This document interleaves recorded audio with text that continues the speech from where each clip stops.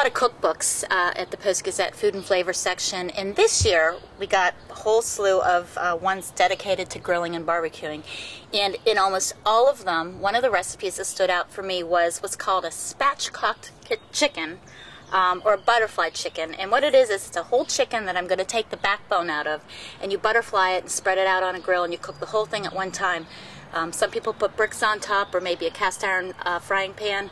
I'm going to cook it today just flat on the grill without any of those weights on it. So I'm going to show you how to do this. It's kind of gross. Actually, it's really, really gross. And you want to be sure not to touch anything. Wash your hands after you're done.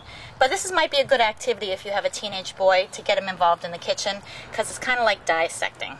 So I have a whole chicken here. It's just a fryer, about a 5-pounder. And one of the first things you're going to do is cut off this excess flap of fat, because that will hang down on the grill and cause a flare-up, which of course you don't want. So you're going to get off that fat, and you're going to flip it over.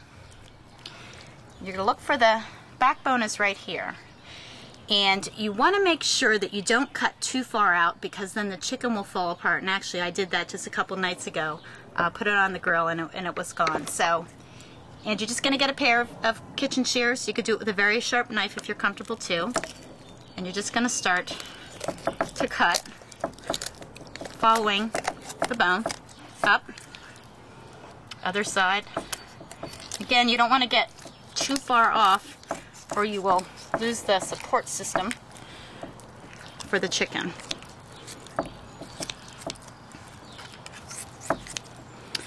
And there's the backbone. Now, what we're going to do is we're going to spread it out, and you want to get out the ribs now, which feel around, and they should just come right out. Little help with scissors. See, gotta be careful. I want that leg to come off. This is something where you're going to have to get your hands dirty, but that's okay. That's what cooking's all about, guys. Getting in there and doing it.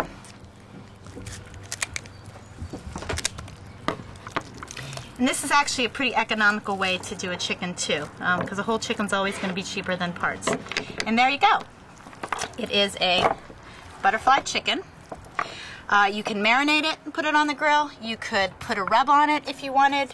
I'm going to baste it today with a really great cherry barbecue glaze. Go on in the last few minutes of cooking. And there we are, ready to go.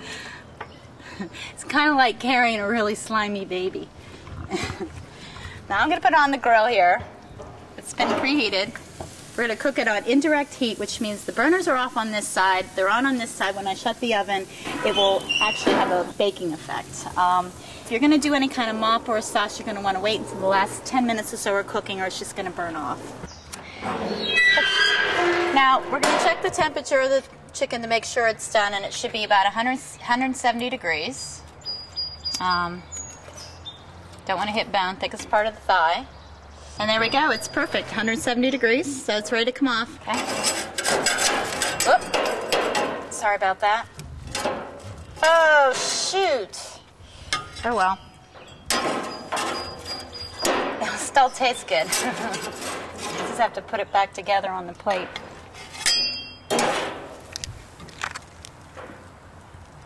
There.